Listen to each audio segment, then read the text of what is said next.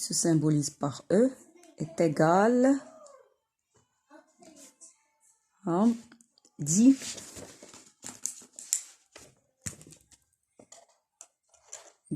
mètres.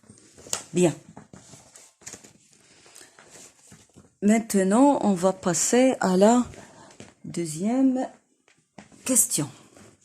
Pour la deuxième question, on va déterminer l'altitude rapprochée des points A, B, C et D. On revient toujours à la carte et on commence par le point A. Donc, le point A se situe sur cette courbe de niveau. Donc, on doit chercher l'altitude de cette courbe de niveau. Bien. On revient à la courbe qui a une altitude de 200 mètres.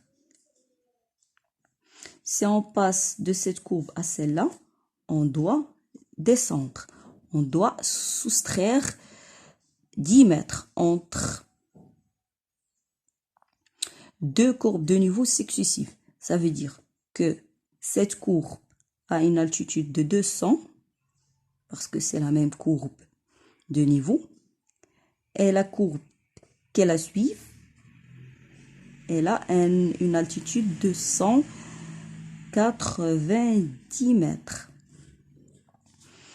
Et l'autre, son altitude est 180 mètres. Et celle-là, elle a une altitude de 170 mètres. Bien. Donc, si on revient à cette courbe-là, on doit rajouter 100 mètres parce qu'il se trouve avant cette courbe-là. Donc, celui-là va avoir une altitude de 210 mètres.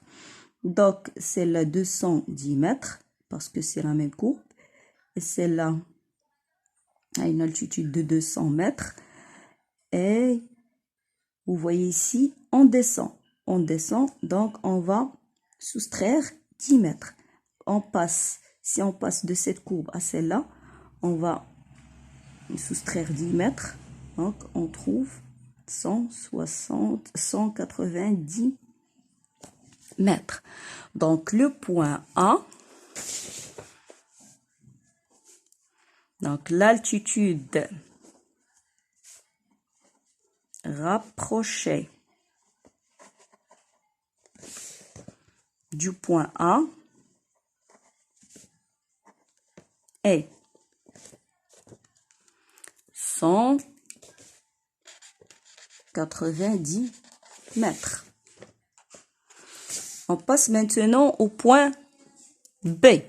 Donc, le point B, il se situe entre deux courbes de niveau.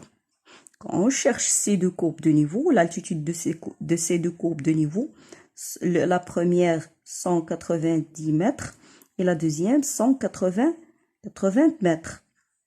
Donc, il se situe plus proche de la courbe d'altitude 180 mètres.